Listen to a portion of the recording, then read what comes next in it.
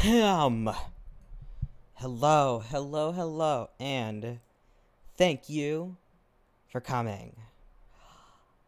Okay, I'm a little nervous because this is my first game review on live, but we're gonna get through it. Sorry for putting it off so many times, by the way. I got up originally to get it done by 5, which was my original time, and then I spent too long on the thumbnail, and then I was like, okay, I'm gonna take a nap, and I'll do it at 9, and I will wake up at 7 to do my stuff. And so I did, but I was like, oh, this is gonna take a lot more work than I thought it was going to, because the one I did for practice was significantly shorter of a game. I had less to say. So, oh my goodness. Okay. But we're finally doing it. I didn't lie to you. In the future, I will most certainly plan better. I'm getting used to this. I'm still getting used to this. It's alright. Okay. So, we're doing Little Nightmares game review. I finished the main game, so I'm going to do that. I still have a bit of the DLC to do, but I'll probably play it on stream, but I figured, did the whole main game, so that's more than enough to do my review. Okay. All right, let's get started. I'm nervous. I'll see you like my glasses. Okay. Yes, I know that my location is a little bit not ideal. I realized that too late. You're going to have to deal with it. Okay. Okay. First, we're going to talk about the gameplay, which is probably the most important part of most games. Not every single game, but I would say the vast majority of games. Okay, so the positives. The puzzle solving in this game is really nice, I think. They do a really good job of being subtle about what you're supposed to do with the puzzles without directly telling the player what they're supposed to do. I think my favorite example of that, which was maybe a little bit harder than it should have been, I got it by chance, was when I was in the bedroom and the chef came in and then closed the door and knocked over the can. That can falling over was the one thing that told me, okay, this is what I have to use to get out of here. Granted, I threw it at the mirror by chance on accident, because I threw a lot of things on accident, but I did know that it was something to do with the can. So I think that was one of the best examples of a good puzzle solving stuff. I did like a lot of the puzzles, actually. There were also a lot of, even though there were a lot of chase scenes, there were also a lot of places to hide in the levels. So while there was kind of an action element to it, it's not like it detracted from the puzzles. I don't think they had to make the puzzles easier to do so, and you weren't like running around like a chicken with its head cut off trying to figure out what you're supposed to do without being able to hide from the enemies whatsoever. The places that you could hide from the enemies were also pretty clear. I wasn't, correct about 100% of them, but most of them, and I figured out pretty fast when I was not correct because I got captured and died. Okay. Next, escaping. I thought it was really... I wasn't expecting to be able to escape from anything because the first monster is the long arm man. I learned that he is the janitor, which makes sense in hindsight. Not given his outfit, but whatever. So since you could barely run from him, okay. The idea with him that I understand now is that he can't hear, or he can't see, which I understood. But the thing is, he made like a sniffing noise at me, so I thought he could smell me, so I didn't realize that I was supposed to tiptoe around him, but, what's done is done. What's done is done. Okay, so, yeah, and then with the chefs, I think one of my favorite parts of the entire game was when I climbed up on that one cabinet, and got away from the chef like that because he was like screaming at me like oh and reaching for me, but no, I was too high, you are too small. So I really liked that, and I also liked that you could just duck and slide into the hidey places. That was very nice. It was kind of stupid, I guess, story lore wise, whatever you want to call it, that they go searching for you and they're like, oh, not here, where did they go? Although sometimes for a second they'll like reach under for me. But you know what? If I saw a little rodent running around and I saw it go under something and then I couldn't see it anymore, I would probably also just decide to leave it. So you know what? Maybe that's okay. Maybe that's okay. It's not like the chefs could have gotten me anyway, except for under that table that one time. Okay. Deaths. Okay. I know I said that gameplay is one of the most important points in a game, obviously. But of that, deaths that feel like they're fair is so high up there, is like, this is normal stuff. This is deaths that feel like they're fair. Oh my goodness, the amount of times I've played a game where I'm sitting there, and I'm not the type to like blame a game on my deaths. If I can blame myself, I will, because I know I'm not very good at games. This one I think had very fair deaths. The vast majority of the time that not died. Sometimes I died. Whenever I got caught or I died, the vast majority of the time I was like, okay, you know what? I could have done this better. I could have done that better. I could have, escaped. Oh, see, here we go. I can look there now. The couple times that was not the case, I will get to later, but it has a lot to do with the 2.5D and depth perception, the amount that you can view the depth on the z-axis. Okay. And then checkpoints. I like a lot of checkpoints in my games. Oh my goodness, playing Bloodborne for the first time when the second checkpoint is after the first boss and having to go through again and again and again. I only accepted that because I know the game is supposed to be hard, so I was like, fine. But for this, I think they were very good checkpoints. I think they were placed in very fair places so that when I did die / get caught, whatever, I didn't have to go through like 5-10 whole minutes of going all the way back just to die again, which is not, oh my goodness, in a game that isn't meant to be like a death game. You don't want to do that to your players. You don't want to have them spend more time getting back to where they were than going on and solving the next thing. So I definitely liked the amount of checkpoints in there. I thought they were very fair. Even though I didn't exactly know where they were, I still am not sure what those lanterns and candles were for. I think probably achievements. But I expected those to be checkpoints, and they were not. So while they were totally fair, and I liked them a lot, maybe you should have told me where they were. Some indicator. Not that big a deal, but maybe there should have been some indicator. Okay, now this is where we really rip into this game. I am sorry, devs. If this was an indie game, I would have gone a lot lighter. But it's not. So the negatives on the gameplay. The lighting, in regards to gameplay only. I will talk about the lighting visually later. But as it reflects on the gameplay, look. You are absolutely in your game allowed to have a dark background, especially because a lot of people use a dark background to then highlight other things and show the player where they're supposed to go in in another, what I was saying, like a subtle way that isn't, outright yelling it in your face, go this way, or like having a giant sign. But and a lot of times devs do it really well, whereas something is slightly lighter so it guides your eye to the correct place.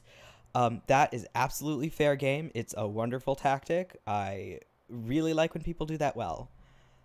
That's not what happened here. They do some of that, but for the most part, that is not what happened here. The problem with this is that it is a puzzle game in which you are searching for things. And again, if you're leading me in the correct direction with light, that's one thing. But the problem, which I've said 3 times, is that sometimes there were things that I needed in the shadows and all the way in the back. And so you can't do that to a player. You can't put things in places where they visually, because of the lighting, cannot see it. If it's like, if an object is kind of hidden behind something, like here's my mouse. If it was like back here, like pointing out a little bit, that's one thing. It's like, okay, you have to look very carefully. It was too dark to see. And I had my brightness like a lot of the way up, so it wasn't the brightness on my game. It was an entire problem with the lighting. In this case, it just got in the way. I couldn't see as much of the screen as I wanted to. Oh my goodness. That was done very poorly. I'm sorry. The next. And I hate to say this so much.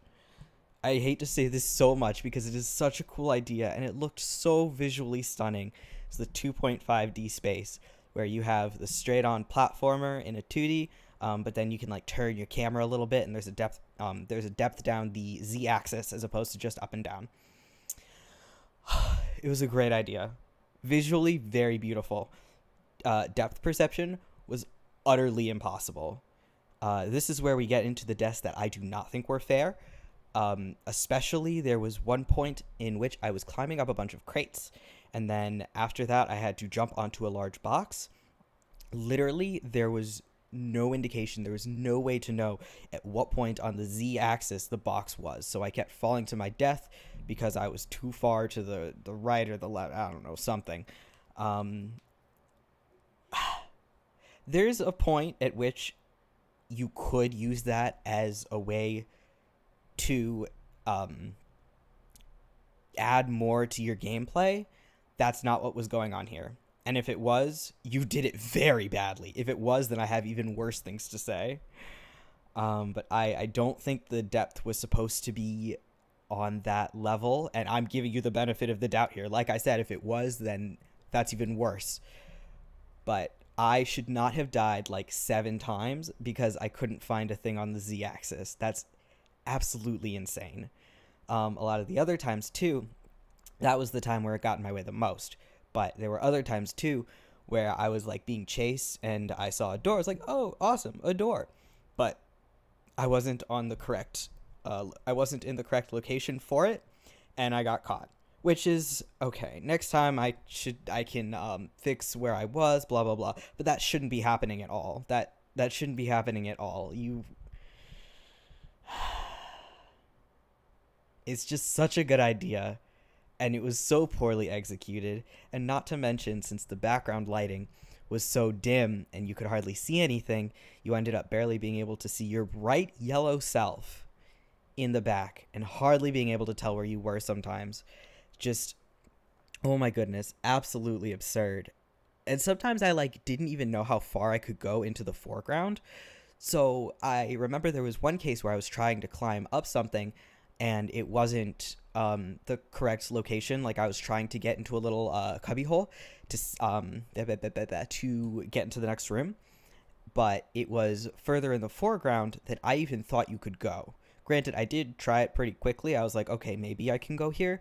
But again, if you're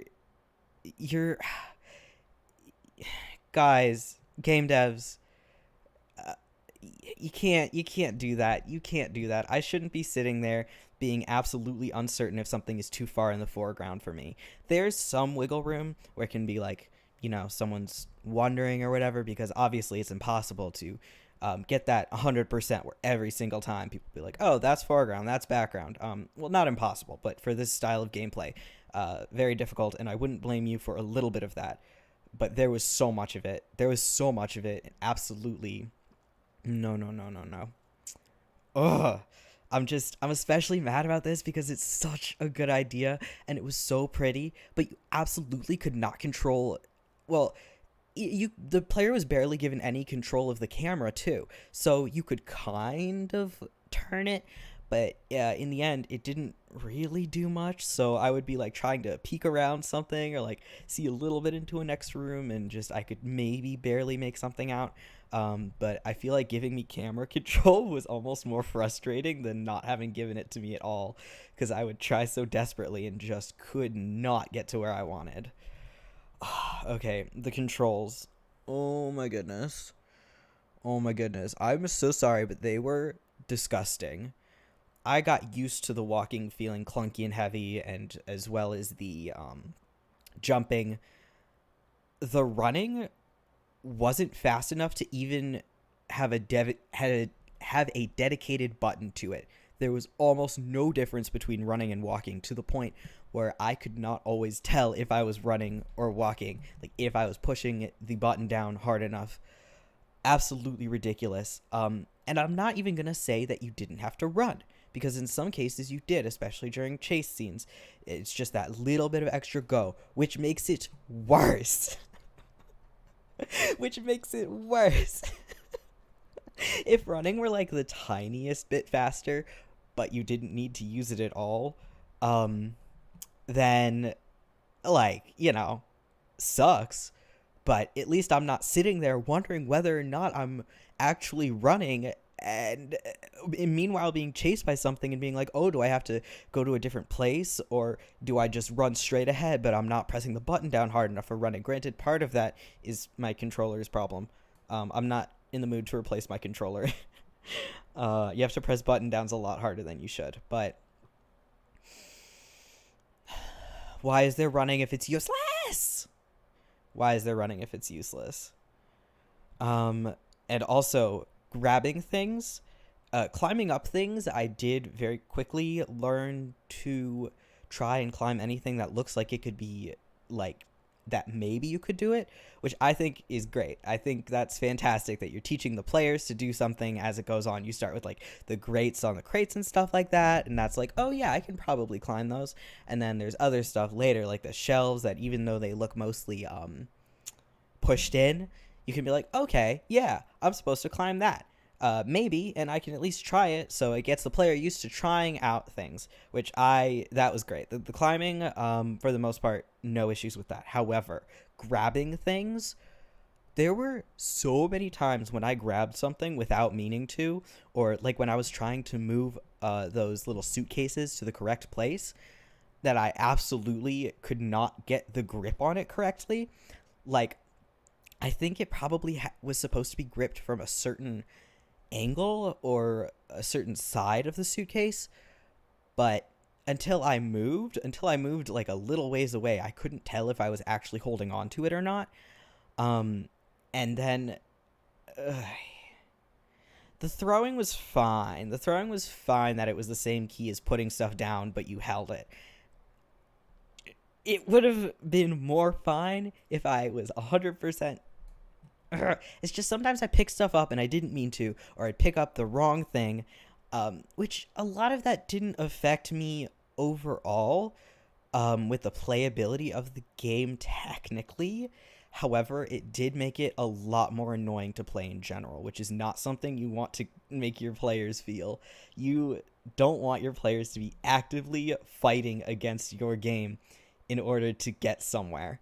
Like, your mechanic was not fighting against the controls. If that was it, if that's what you wanted players to do, sure, I guess, wouldn't suggest it, but I'm sure games have done it well before. No, my goal there was to solve a puzzle, and your controls were making that hard for me. Absolutely ridiculous. I don't know who went through testing on that, but someone needed to say something about that, because no. So, my overall score, I'm giving you a 2 out of 5 for gameplay. I cannot reasonably give something higher than a 50% when its controls fight me the entire length of the way. I can't do that. Honestly, I would have given it a 1 or a 1.5, but in all fairness, the game did keep me playing despite its flaws with the controls. So I'm sucking it up and giving it a 2. Your puzzles were pretty good. Fix everything else. I liked the puzzles, I really did. Fix the controls. Fix them. Okay. All right, next. That's the worst the stuff I have to say about this game. Yeah. Okay. Next, let's talk about the art. Oh my goodness, I adored the character design so much. The main character being the only bright color in the game, so that you are always like able to keep track of her. The fact that the silhouette, even though the character design is so simple, the silhouette is, let me move out of the way. The silhouette is so recognizable that you can literally put it on the logo. I really liked that. I really liked it. I also liked not being able to see the character's face. I think you could have gotten away with showing it or not showing it. It didn't really matter, but I think that not showing it allows the player to project on the character a little more. Not that that was the entire point of the character at all, but you know what? it did help with the twist. I think it did help with the twist, and I'll talk about that later when we get to the story section. But I think it helped, and yeah, I'll talk about that later. Next, the creature design. Oh my goodness, I want to meet the people who designed these creatures. I am so in love with you. The good variation on them, despite the fact that they were all like the same style. If you lined all of the monsters up from this game and then from another game, you could easily pick out the ones that were from this game. It was so nice. And even the lady at the end, the final boss, didn't look like the rest of them, but she still was so clearly from this game. The silhouettes, I need a minute. I'm so in love with the character designers in this game. You have no idea. I adore the creature design so much. I think my favorite design was, I want to say the janitor. Long arm man. Long arms. I like the arms. My dude. I like that he can't see. I like that it's very clear that he can't from just the design. Yeah, I like it. I love your silhouettes. I love your character designs. I like the consistent use of colors. I like how they move around. I love the animations on them. It's so good. I like how their like whole thing, you know, how the chef, how what I was saying earlier when I went on top of the cabinet, he couldn't get me because he's too short. They didn't like try to cheat me out of that or something. They actually made it a part of the puzzle and a part of the game that there was a shorter enemy and that you could climb above it. Same with the long arms man. You absolutely had to just tiptoe around him because he could reach you like anywhere because of his long ass arms. But he also moved kind of slow. Not that that really mattered because of his arms. But just the gameplay being integrated into the character design. I'm gonna cry. Okay. Okay, next. Not next, actually. I'm going to talk about the way that they killed you, fitting the environment. The janitor, like, shoves you in a little cage. It looks like he's doing with other stuff. And I can kind of get that, because it kind of looked like there were rat traps and stuff later on. He's just trying to clean up after you. He's just trying to not have little things scurrying around. I feel that, man. The chef's stuffing me in an oven when it was near, or else just doing like other stuff with me. The people in the guest house like literally eating you. I knew what was gonna happen when I got caught by one. I was like, oh god, it's gonna eat me. And it ate me, bitch. I'm sorry, I'm just so obsessed. I love it. I love that the environments and the character and the enemies killed you differently depending. Yeah. All right. Okay. All right. Now moving on. All right. Lighting, visuals, or environmental design. Sorry. First, I want to talk about that is lighting. The visuals only, not in regards to gameplay. We have talked about your lighting in regards to gameplay. Okay. So, the dim lights, the murky atmosphere, wonderful. Absolutely how you should have done that. If it was, horror games are never going to be bright. Sometimes they are way too washed out, though, and that's just not interesting to look at visually. You did a great job of having colors, very clear color schemes, and lighting and dimness without everything being too, like, horrible. There's also a big... I've had a big issue with this recently. The game devs, this game, I keep saying you like I'm talking right to them. This game had really, really good at their shaders, particularly since you're shading with dark colors and or just black. Recently, with the new Pokemon Diamond and Pearl remakes, they just took the generic black shader and slapped it on. It looks like Super Smash Bros. Melee, but ugly. I hate it. Diamond and Pearl is my favorite, and I'm not gonna buy it. Because I can't stand that. But this game, absolutely wonderful. The shaders, beautiful. The textures on the clothes and everything like that. It wasn't like Okay, back to Nintendo. They've also been doing some weird stuff with overly textured clothing. I don't really understand. Live your lives, I guess. But, like, you can see every stitch in Mario's outfit, and I don't really need to see that. It just looks weird. This had, like, consistent texturing. Everything stylized, went really well together. Yeah. And also, the game devs did use a bit of what I was talking about earlier, where you use a spotlight to like guide players into where they're supposed to be, what the next important thing to do is. There were a couple places where they did that very, very well. I can't remember any off the top of my head, but there were quite a few where, I don't know, like getting up on a chair or something. The chair was highlighted. Maybe you wouldn't have realized that there was something to do with it otherwise. Or at the very least, it would make your life easier because that wasn't supposed to be the difficult part of the puzzle. So yeah, that's another point for them in giving the player enough hints on puzzles without overtly saying, here is what you do. Wonderful on that. Really liked that. The stage cohesiveness. I was debating on this actually because between the main game and the DLC, it gets a little bit weird. But if we're just talking about the main game, I especially enjoyed the kitchen into the guest area. I think that's what it was called, something like that. Where you see the food being cooked, and then you see the people eating the food, and then I still don't know who that last lady is, the boss, but like, it flowed. It felt like a building. I think at the end I decided that I thought it was an inn. I still think it was. Yeah, I think the cohesiveness with the stage designs were done very well. I also liked the attention to the detail and the props being used in each one.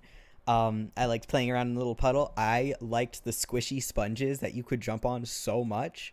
There was no reason for you to have made it so squishy and pleasing to jump on, but you did, and I thank you forever for that.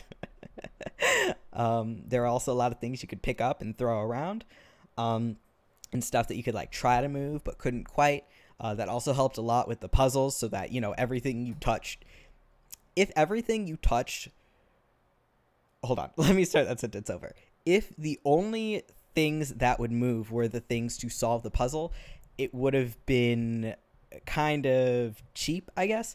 But there were a lot of different things you could move, and I also definitely noticed in the puzzle design that there was more than one way you could have solved each puzzle, which I really like that. I obviously only figured out one way each, but I definitely saw routes in cases where you could have gone a totally different way. And yeah, no, it worked out without there being too much and it being too easy. I also really liked the motifs. There's the eyeball motif that you can see even there. And there was also like a lot of portraits around of people and, well, quote unquote people, if that's what you want to call them. Yeah, there was a lot of consistency. It all flowed really well. It was all different enough, though, that you could easily tell when a stage was like a different stage. Yeah, a great on the environmental design. Excellent. Now I'm going to compliment your 2.5D. It looks so good. It looks so good. I really wished you could have pulled it off because, oh my goodness, it was beautiful. Turning the camera a little bit to see a little bit more of it. I do wish you could have turned the camera a little bit more, both in order to see more of it and in order to solve some of the stuff. But it was beautiful. That goes right with the environmental design, but I really enjoyed that. Visually stunning. Technically disgusting. I'm so sorry. I wish you'd pulled it off. All right. Lastly, I can't talk a lot about sound design because that's not my area of expertise, but I did enjoy that there wasn't a lot of music. I think it was a very bold decision because a lot of times when people do that, it just gets boring. But I think there were enough other noises, and I wish there had been a little bit more of ambient sounds. I wish there had been a little bit more of that. But other than that, I think you pulled that off very well. It easily could have gone wrong. It easily could have made it too boring, but I definitely think that you pulled off the less background noise type. especially because your sound effects, like stepping on things and enemy noises, were on par. About regarding the enemy noises, I like that you could hear when you attracted aggro, especially because you can't see all the way across. Having the noises, the shift's like, ah! That wasn't the noise they made. Let me think in my head. What was the noise they made? It's like, ah! Whatever it was, I liked it a lot. I really liked it. That was my favorite thing. Like I said, great indicator of attracting aggro. Yeah, good job on that. Okay. Hi. Unfortunately, I do have a couple negative things to say about the art. I did love the environmental design, don't get me wrong. Sometimes the props did not make any sense. I don't think there was a single time I saw those, like, playing blocks with the ones that kids have with the letters on it, where I understood what that was there for. For the most part, I think the props worked really well. Sometimes they were a little bit weird. Also, where are you? When we end, I'm standing on top of some island or something, but also I'm in a ship, but there's flooding, and then I'm in an inn, and I'm very confused. Where are you? Where am I? Okay, I didn't dock points for any of these. It was just kind of weird. Lighting again, bitch, I can't see. Looked fantastic, bitch, I can't see. All in all, I gave you a 5 out of 5 for art. I probably should have given it a 4 out of 5, just purely based on the fact that I could not see so much of your nice set design. But my house, my rules, 5 out of 5. Okay, moving on. Story. There isn't that much story, so I will grade it on what was there. I am kind of a sucker for games with, like, a silent narrative, where you are told a story without any words ever being spoken. Especially when they get away with 0 words whatsoever. None. I like it. I like when you can do that. I think you did it. Despite the fact that there wasn't, like, too intense of a story, you still did it. I knew what my objective was. Get out. Get out of here. Out. I liked the build-up and the twist. Okay, that was absolutely my favorite part. And I'm going to talk again about what I was saying about not being able to see the character's face. So basically, the build-up was where, that I'm talking about at least, was how you get hungry the first time someone gives you a piece of bread. Okay. Then you eat a piece of raw meat. Okay. Then you eat a live rat. Okay. Then you eat one of the gnomes. No. And then you eat that. And then you just eat that lady. I don't think she's human, but she is close to it. Ah. So I guess I would call the twist that you are also not the greatest of things. Whatever that's supposed to mean. You're the monster too. Maybe you were the monster all along. So, in regards to being able to see the characters, not being able to see the character's face, I am not going to say that I thought this was the intent of the game devs, but in a way that you can analyze it, there are a lot of times where a character you won't be able to see a character's face or customization, etc., so that the player projects themselves onto the character. And I think narrative-wise, for the most part, there is absolutely no disconnect between that, since obviously you, the player, want to get out and not be eaten. That's, pretty fair. However, then when we get into eating the rat and the gnome and the lady, you're sitting there like, oh, this isn't me, though.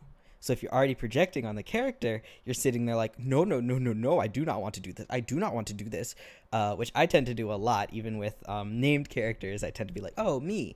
Not that I'm, like, projecting onto named characters, per se. I hope people know what I'm talking about when I mean, like, the video game idea of projecting onto a character, but, and not just, like, I relate to this character as their personality, but it's the idea of like a blank slate of a personality that you can insert yourself into. There we go. And then I really like stories where they go, oh, no. You can't actually 100% insert yourself into this thing because we're going to do something. And in this case, you do not like that thing.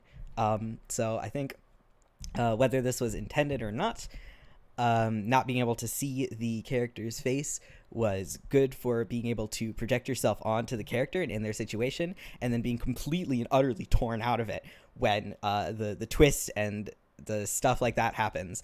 And not torn out of it in a bad way, because obviously there are definitely ways in which you can be torn out of an experience. In fact, many ways in which you can be torn out of an experience that are detrimental to the story. This was not. I loved it. I really liked it. I know there wasn't all that much like as a plot, but okay. I want more lore. I want to know why I was there, first of all. Most of all, actually. I get that you're trying to escape, but why were you there? And also, where are you? That's the only negative I'm gonna give this story. I want to know why I was there, and I also would like to know where I was, or at least something more cohesive than maybe a ship, maybe an inn, maybe a building, but it's also flooding sometimes. I don't know. So for story, I gave it a 4 out of 5. There wasn't all that much to rate on, and because of that, the lore of not knowing where I was really took it down a point. I probably could have given it a 4 out of 5, or a 4.5 out of 5. I definitely 100% enjoyed what was there. I just would have liked a little bit more. Actually, maybe I could have even given it a 5. Maybe 4 point. Yeah, I'd say 4.5 actually. But yeah, no, I definitely liked it. Okay, this is the kind of thing I will get better at as we go, because so far in my life I have not watched many horror movies, I have not played many horror games, but I know that I like them, so we will play many more. Okay, first of all, the question that I always ask in horror is, did they show the monster? Should they have shown the monster? Should they have done the build-up that they did? If they did, that was a bad sentence. If they did show the monster, was the build-up worth it? There are a lot of movies, not so much in games, I don't think, where you don't see the monster the entire time, and they're building it up huge, and there's some point at which you just can't live up to expectations. And I totally respect that. Not showing the monster is a decision that can be made and can be done well. I think the most disappointing is when they build up a monster and it's just boring. The design is just and it's not the animation. It doesn't move as scary as you thought. There are a lot of cases in where it just doesn't. It's not up to par. This is not a case of that. They show the creatures with little to no build-up, which is totally fine. There's a little bit of build up in some cases, especially in the DLC, where the old man is like grabbing you out of the water. Oh, I accidentally put my hand in front of my camera. I'm a very talk with my hands type of person, which you can't see on a VTuber avatar. So I put my hand in front of my camera. Anyway, when the old man grabbed you out of the water, there was a bit of build up for him. He wasn't particularly scarier than most of the creatures, but I think the creatures in this game were well designed enough and well animated enough, lighted, etc., so that if they wanted to, they absolutely could have done more build up. Their designs were good enough that they could have done more build up. They didn't have to, and they didn't, and they were terrifying. I did get used to them eventually, obviously, because you can only be terrified so many times in the same thing. But every time they would come at me anew, I would feel fear. So very much like that. The atmosphere, background noise, sound effects, lighting, character design, all the... I talked about this, I think, enough in the art section, but the huge amalgamation of things that went into the horror aspect, you pulled it off. You pulled it off. There was nothing that I felt brought me out of it.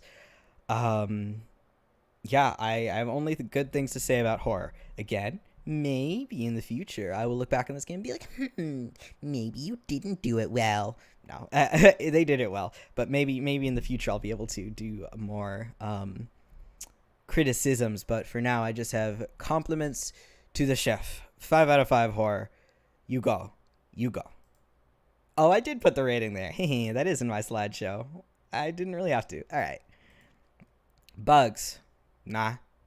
There are a couple parts where I think things got clipped weird and moved around.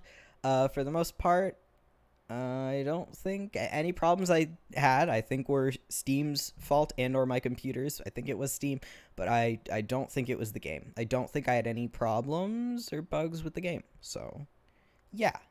All right. We're getting to a close. Final. The value. I would say 4 out of 5. And that means do go buy it. I don't know. I'll have to think in the future. Maybe not use the numbering, but the game's like $20, maybe even like 15, because this was the first one.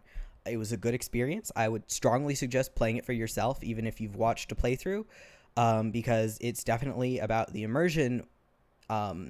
Well, obviously about solving the puzzles, but also the immersion into it. So I would definitely suggest playing it for yourself. I obviously had major issues with the controls, but that being said, I would buy it again. And I guess I kind of plan to, since I do fully intend to buy the second one. Not immediately. I want it to go on sale more. I think it's like $23 on Steam right now, which, don't get me wrong, absolutely is worth it for the game.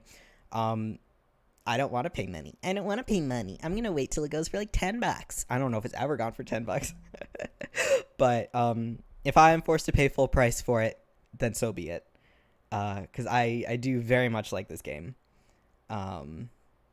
Yeah, I think overall, except for the controls, it was really well done, really well thought out. Oh, actually, I can put this in my overall. I'll do that in a second. Really like the controls, really well thought out. Or no, not really like the controls, really hated the controls. But other than that, it was really well thought out. The atmosphere was great. You can tell that, again, I'm going to geek out about the character design, or the creature design versus in respects to the game mechanics and stuff like that. You could really tell how well the team worked together, and if you didn't work well together, then bravo, because you got me fooled there. Definitely. Oh my goodness, I'm gonna be nerding out about this for a long time, because I rarely see environmental and like gameplay design mashed that well with creature design. It's so good, y'all. I'm really obsessed. I'm obsessed. I can't wait for the second. Maybe I will buy the second one really soon, because well, I'll finish the DLC first. First things first, finish the DLC. But I want to see more. I want to see more of that. Okay. Overall rating, 4 out of 5. I think this could probably, I don't know in the future if I'll keep, because value is more about money instead of the rating of the game. I cannot in good faith give this a 5 out of 5 when the controls are that fucked. Sorry, I can't. But I do give it a 4 because, again, I'm biased. I did enjoy it. I do plan to play the second one, and I do plan to finish the DLC. So despite the fact that I think you should rework all of your controls, I give it a 4 out of 5. Maybe it didn't deserve that, but you know what? I do what I want. Like I said, my house, my rules. Anywho's it. It was a great game. Like I said, I strongly suggest playing it for yourselves. Oh, yeah. Go buy it. Go play it. Go play it in the dark. Unfortunately, I have to find a way to play these games in the dark because my camera can, for obvious reasons, not see my face if it's too dark. So I've been playing with my light on like a coward, like a scrub. We'll see if we can get that fixed.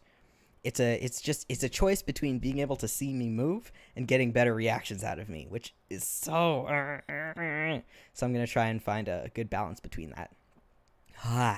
Okay. Go buy this game if you are interested, for sure. It's on Steam. It's on definitely a couple other places. I don't know what though, because I play stuff on Steam. Oh, righty. You guys have made it through an entire game review. Thank you very, very, very, very, very much for anyone who came, and thank you very, very, very, very, very much for anyone who watches this later or at any point. I really enjoyed this. I was very nervous coming in, but this is like it says in my title. I am indeed a professional game developer, so I like to nerd out about this stuff.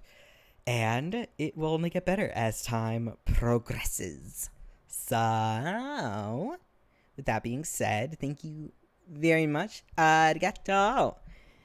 And, as per my usual... Oh, wait, first. I'll remember this to say first someday.